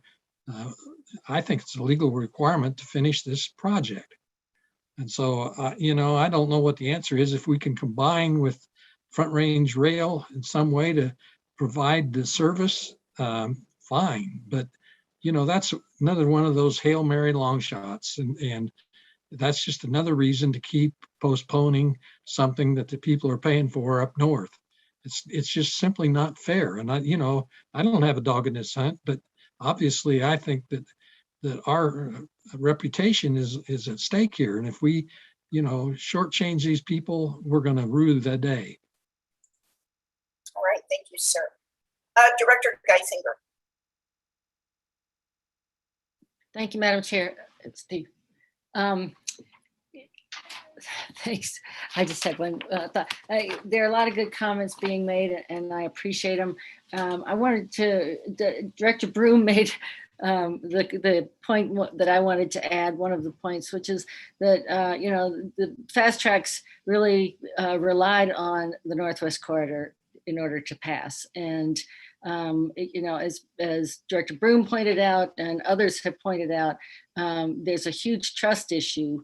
If we move forward and are unwilling to even look at this and take the money from FISA and examine the numbers and do it in an open way, I think Mr. Van Meter and Henry Stoppelkamp and their teams have been doing a very good job staying in touch with the stakeholders and the staff up here. Those stakeholders, supported sticking with the $8 million proposal and doing this one step at a time rather than going with the higher level proposal. I share Director Davidson's point, which is that we're not saying that we're ready to spend $1.5 billion, but we do need to get the numbers, and we do need to look at it, and we do need to give it a fair shot. If we're talking about going back for a debrucing election or anything else, RTD needs to rebuild that trust. And I think we're on a good route in many ways with rebuilding that trust, but this is an important piece of moving it forward. Thanks. Thank you. All right, Director Lewis, I have you up next before we start going back through for a second bite at the apple. So please, ma'am. Thank you, Madam Chair. I wanted to hold off on my comments because I wanted to hear from the other directors, as you all had some things that I hadn't considered. And so I wanted to make sure that I was considering those before I made any comments in this conversation. And I wanted to take the opportunity first to thank the staff, to thank each of you for your commitment and dedication to RTD. And let you know that I appreciate the work that all of you have done thus far to bring this conversation forward. I know it hasn't been an easy feat, and I'm pretty sure you all are quite sick of talking about this at this point. I just want to let you all know that I cannot support this, and that my no is not a reflection of any of the work that you all have done or any of the comments that you all have brought before us, but really a reflection of my transit values and a reflection of my own personal philosophy. More specifically, it's a commitment to not only the success of this agency, but to our riders, and I mean all of them, and ensuring that they all have the access that the transit access that they need to be able to access their basic needs. As a board, we've been very concerned about the money being spent in different areas. So ranging from concerns on spending $100K for free rides on election night to the amount of money we negotiated for our general manager's contract, and even to the cost of our DEI workshops. I appreciate that due diligence, and my desire is to apply the same scrutiny and concern to all of our projects, no matter the pressure us electeds are feeling, and no matter where that pressure might be coming from. We are all aware of the deferred projects list that continues to grow. And I think it was last month that the costs that Doug shared with us, that cost was between 150 to 200 million in backlogs of deferred projects. And now we're proposing to spend 8 million to explore the potential to build a line that in which, in my opinion, buys us more time, but really isn't the answer, really isn't a solution to the problem. And honestly, it's the wrong answer to the question that's being asked and the question that's on the table. We're investing dollars to not build a train, but to simply to determine what it would take with the current knowledge that we do not have the funds. And that won't change the constraints that we do not have the funding. And in my one-on-one with staff, it's my understanding, and please correct me if I'm wrong, that as you all were having this conversation, the cost to build out this train is $1.5 billion to $1.7 billion. I agree with you, Director Davison. We are sitting on a significant amount of money within our FISA. And my concern is that we're actually watching our current infrastructure quite literally crumble. And now this proposal has come back to us to not only move forward in this, but to do this less expensively. And I'm concerned about that as well. I mean, you get what you pay for. I think you all know that. I think this is, I think we really need to concern ourselves with the people of the district, the entire district. And I agree with you, Director Davison, about that. Longmont, Boulder, and beyond. And I believe that if we are going to serve them, that we need to determine what their needs are and meet those needs. And I don't know if that accomplishes this because we're talking about the mode. We're looking to spend $8 million to study the train to Boulder Longmont, which I believe, again, is the wrong approach. I would absolutely be on board with exploring a community need as it relates to transit and responding to that specific need with a mode that meets that need or that addresses that need. And however, that's not what we're discussing.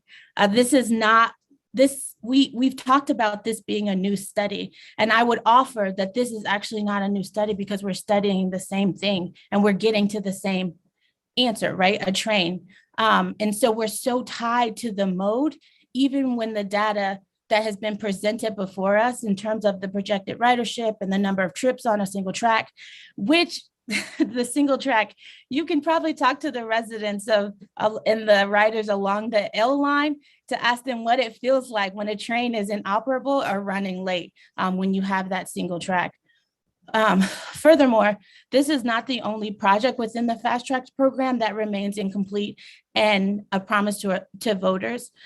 So it does for me beg the question, why this project, why this line? Why not the connection from the L line to the University of Colorado A line? It is less expensive, and it's my understanding from my conversations with staff that it would not require another study. While I was unable to participate in the finance workshops because I'm working during the day, I did watch them, and it's my understanding that currently that we're at about 67.5% of Fast Track's revenue goes towards our debt service. This comes with an awareness that our state, right, is not willing to fund RTD. Thus, it again begs the question, who foots that bill, that 1.5 billion, that 1.7 billion? I would argue that we've already mortgaged our future in many ways. And so I'm not saying no to Boulder. I'm not saying no to Longmont.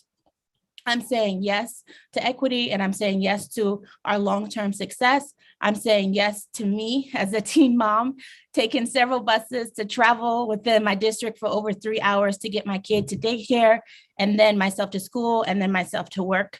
Those riders, I know, still exist, not just in my district, but in each of your districts as well. Those long trips still exist. And as long as we continue to invest in new projects and waste dollars, we continue to divest in the state of good repair. And I've heard all of us say that. We continue to disinvest in the communities that so desperately need our services.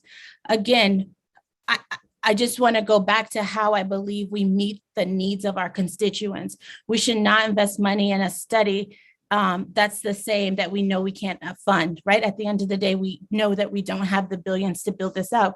We will need to find because we get to the end of this and we understand that we will need to find a new funding source. And we've talked about debrucing, we talked about combining the sales tax, or the alternative to that is for that money to come from other places within the agency. And I would argue that 2 million of backlog projects is probably enough at this point. Fast Tracks was approved in 2004 and developed with the understanding of a world of 2003. And obviously things have changed. I would say in 2004, it's my understanding that Bobby was 11. I was a new mom and heading to my freshman year of college. And my kiddo's in college. He just started his freshman year. And I would bet, and Tisdale, you can correct me if I'm wrong, that you probably had more black hair than gray hair in 2003, but it's just a guess. I don't know. And so I would just offer to you all that instead of us investing our dollars in this way, that we would explore what communities need and respond with the appropriate service, and spend our dollars to explore those opportunities and respond. I think that's how we truly serve all of our communities on this important regional concern and invest in our current infrastructure and assets. Thank you. Thank you, Director Lewis. I would just share a lot of your sentiments as a single mom that was raised transit dependent and took an hour and a half to get to and from work doing 3 jobs. So I understand exactly where you're coming from.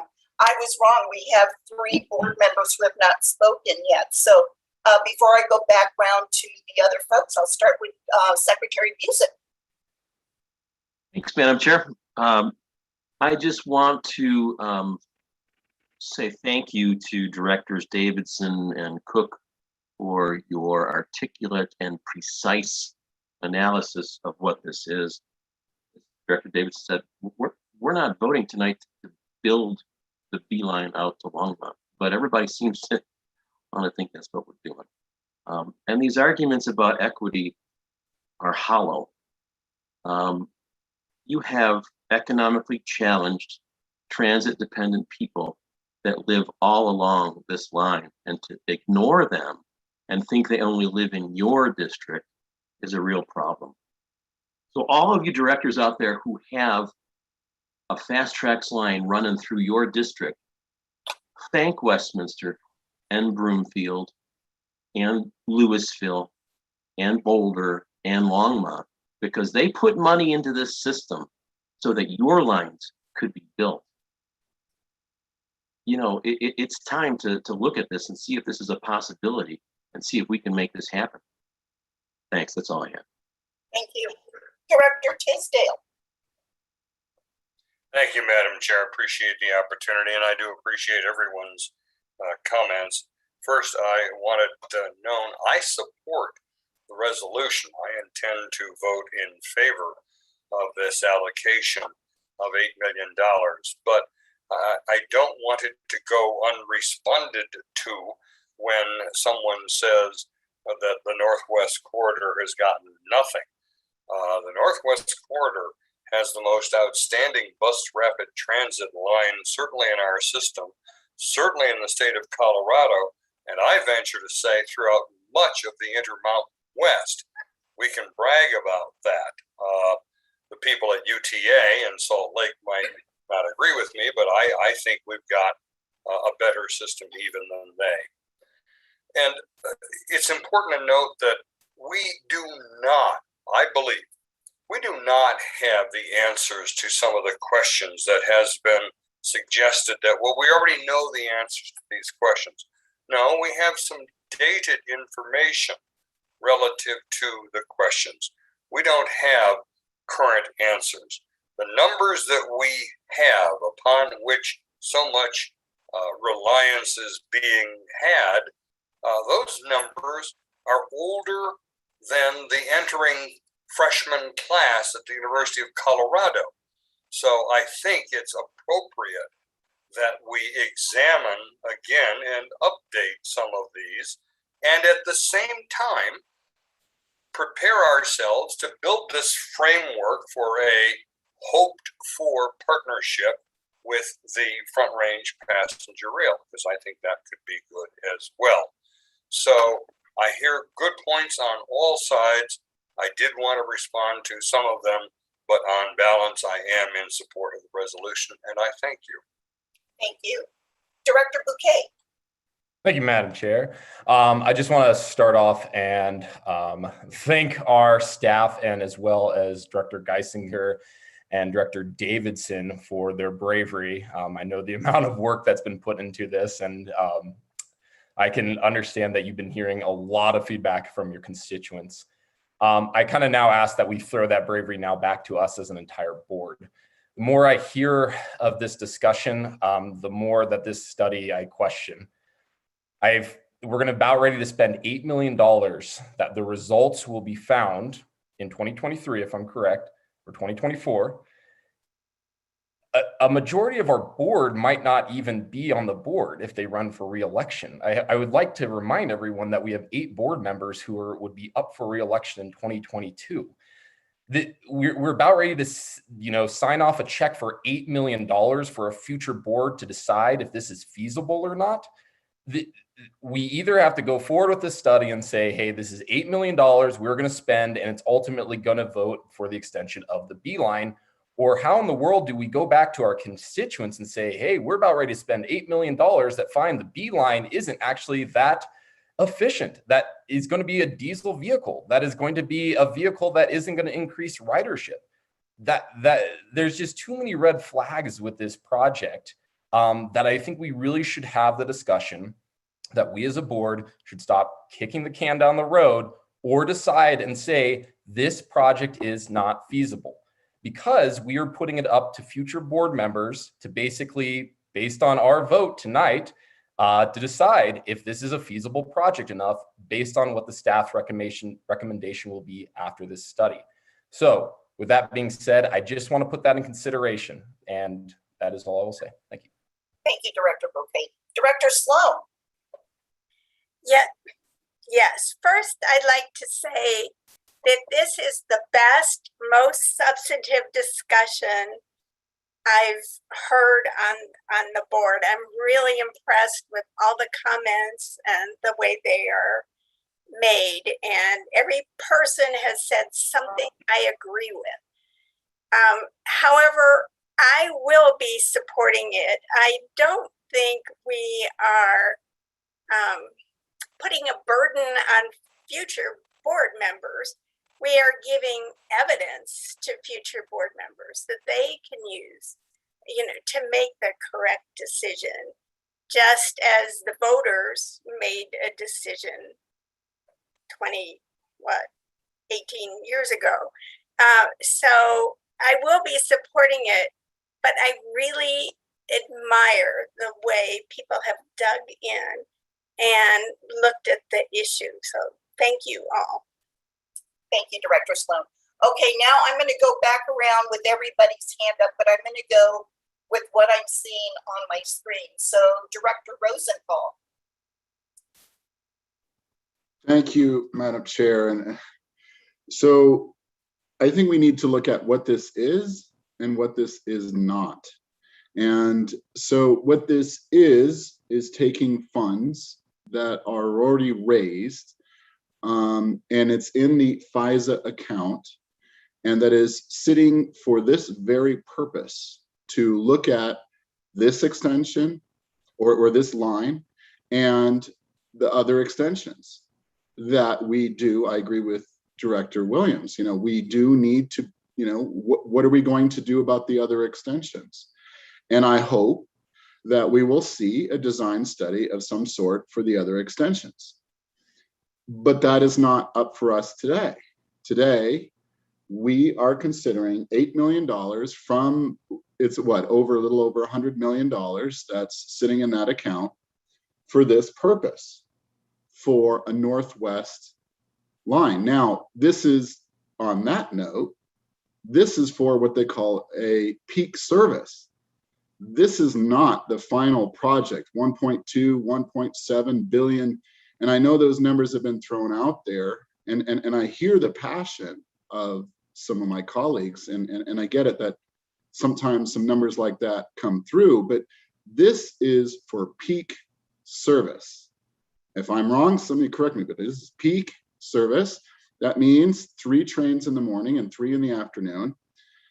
And that is what we will be studying. That's it. Not 1.2, 1.7, etc. This has a different budget if a future board, as was pointed out, if a future board decides that they'll go forward. And this will be what, 2-3 years, 18 months to 2 years-ish before this study is completed. So there will be time. Now, as was mentioned earlier, this was a promise made to the people of the Northwest that, now mind you, again, this is peak service, but this is an installment on it. This may be even possibly the final project that we might get to them, that we might only be able to get to them a peak service line. That's possible. I'm not handicapping a future board. I'm just saying that's a real possibility. But we made a promise, and when this was passed, when Fast Tracks was passed, to that area that helped us pass this tax to make sure that the lines were built in my area, by the way, Southeast Denver and the R line all the way up through Aurora. And I suppose we could say to the Northwest municipalities and the taxpayers and the people in the Northwest, I'm sorry, we're just not going to do it. Now, mind you, yes, as was pointed out, they have a pretty good BRT system, but we also promised to get them a rail system. So we could say, okay, well, then fight us in court. Is that really what this board wants to do? They want to spend the $8 million in court if some of those municipalities take us there? Do they want to see possibly a breakup of RTD? Because some of the municipalities are so pissed off and some of the residents are so pissed off that they're saying, fine, we're out of here. Didn't we just hear about that from Parker when they did not have a bus? And they were like, they may still pull out. We saw a legislator offer a bill. We see municipal elected officials in Parker say we want out. As far as I know, they still want out. Do we want a breakup of the district and lose Boulder and Longmont and some of the other municipalities? Is that what we want? We want to be the board that visits on a breakup of the system, a breakup of RTD. We just heard about the 520 bus, where there's a municipality that says, hey, you know, we really think we should have this bus. So it's okay for us to try to adapt to get them their service, but not the Northwest. The Accountability Committee just did a long presentation or a long diatribe on the Northwest Rail. I think we need to heed some of the things they had to say. You know, and those elected officials and those board members who are on the Accountability Committee are from all over the metro area, not just from the Northwest. So as we look at this, let's do the right thing. In my view, I think we should spend the 12 million now in order to get as much information, as updated information as we possibly can. I know they pared it down to 8. I'm willing to support that 8. But I think just like Denver, and I'm almost done, Madam Chair. Well, just like Denver built a spur in the 1870s to Cheyenne, it saved the city of Denver, which would have become a ghost town.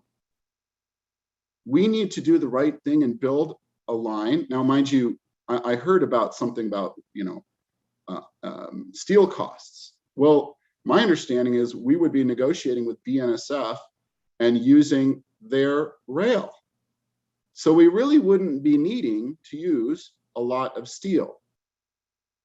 And again, this is just peak service. This is not yet the Northwest Rail, which may or may not happen. I don't know. This is just peak service. So in sum, let's get the show on the road. And actually, let's get the show on the rail. Let's support this. Thank you. Thank you. Director Davidson. Yeah, thanks, Madam Chair. I'll keep this short. First of all, I just want to be clear. I very much appreciate the dissenting opinions on this. I mean, again, I can't emphasize enough how aware I am of our capitalization right now. And, you know, interestingly, the original ballot language did say that we would, once we completed Fast Tracks, we would actually wind down the tax rate to get to the point where it would just be what was required to operate Fast Tracks. Now, ironically, that's never going to happen, even if we completed all of this, because we're having a hard time operating with the debt service. So completely aware of that. And I fully respect the dissenting opinions here. Again, I would emphasize that the difference is the possibility of working alongside Front Range Passenger Rail, which is looking at a separate district. It's looking at a longer rail line. I understand the long shot related to that. I don't want to put words into his mouth, but it's why I've continually asked, actually a number of folks on our staff, I won't put anyone on the spot here, does this actually put us in line with the Front Range Passenger Rail plan where we would be an operational partner? And the answer has been yes. I very much trust the staff and I appreciate the work that they're doing on that. The reason I initially raised my hand was to respond to something Director Broom had brought up. And I think we've talked around a little bit here of what are we talking about here. If this vote very much is to study what the peak service and the floor would be, it's not whether or not we'll proceed with this. If we will have that discussion, I believe has been asked a couple of times, what does that mean? So there's an often not talked about part of the ballot language that I think we would want to actually go to legal counsel, which is the hold harmless agreement that requires us to hold hearings. And we would actually need to manage the Fast Track's internal savings account. And the terrible thing about us being stuck here is that we're putting money into this account. And I agree with everything that's been said, that we have a number of other expenses that would be nice to be spending on, but we have to be putting into that account because it is literally intended for the Fast Tracks program. And yet we don't have enough to complete any of the projects. So if we wanted to have that discussion about, we're just not doing this, forgetting about any speculation of what may or may not happen with municipalities and how they may react, we would need to very much understand our obligations with hearings and how to manage that Fast Track's internal savings account. So I think it's not prudent for us to go into all the details of that and get into the legal aspects of that here. But I just did want to address that since Director Broom brought that up, is remind everybody that is some language. And again, appreciate the dissension here.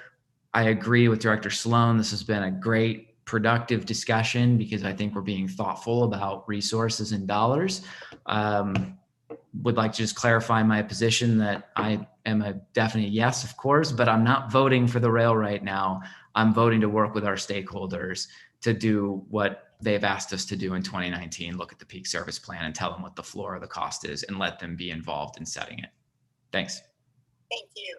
Director Broom. Thank you, Madam Chair. I'd just like to remind everybody that back in 2002 and 2003, when RTD was looking at this system, they didn't have $12 billion in the bank. They didn't have a guarantee from the federal government that they were going to put several billion dollars into the system to help finance it.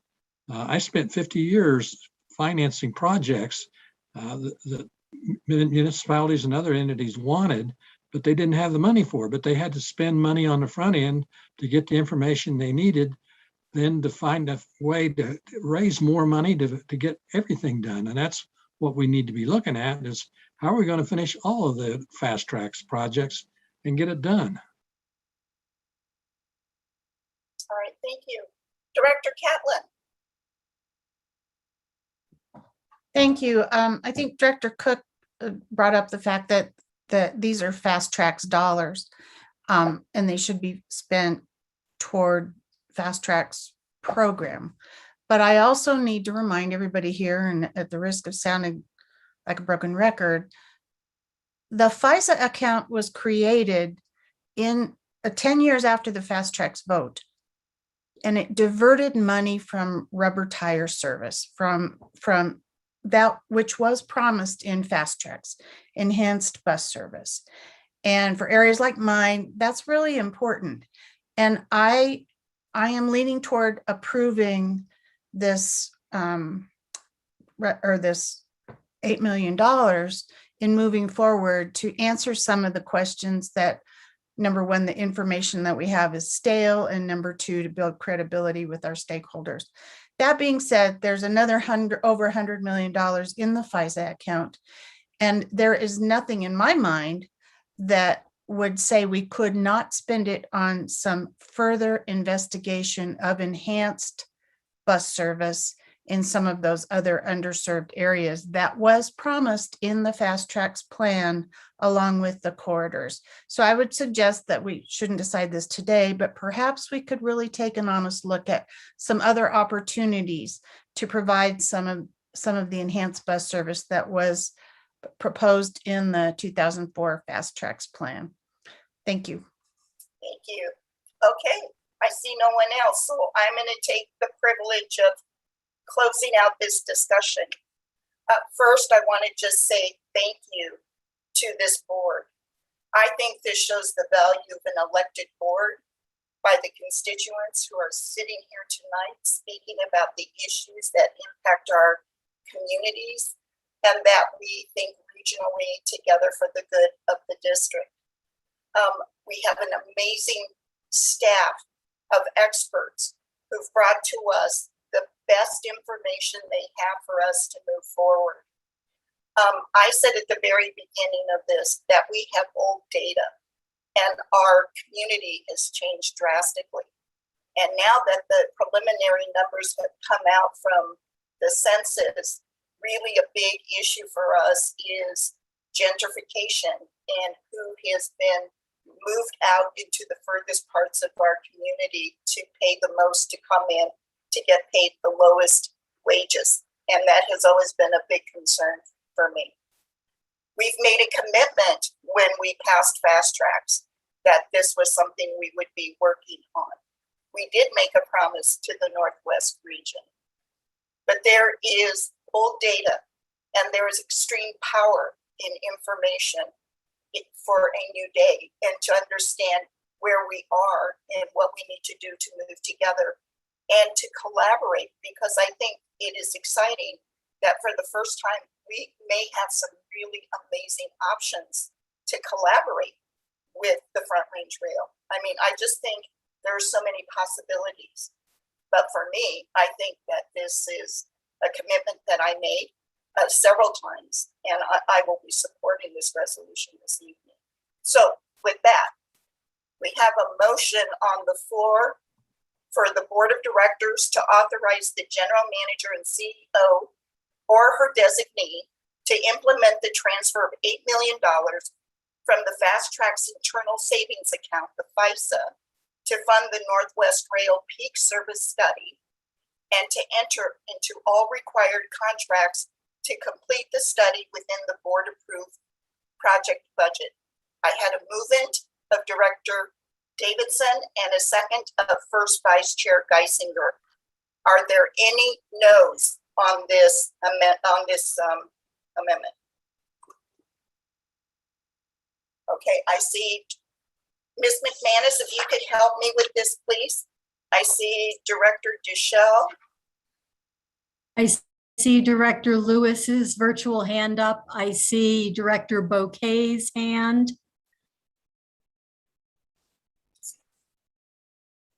And I think that is it.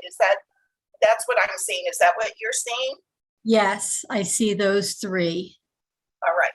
So with that in order, I have 12 yeses and 3 noes, 3 being Director Duchel, Director Lewis, and Director Bouquet. Am I correct?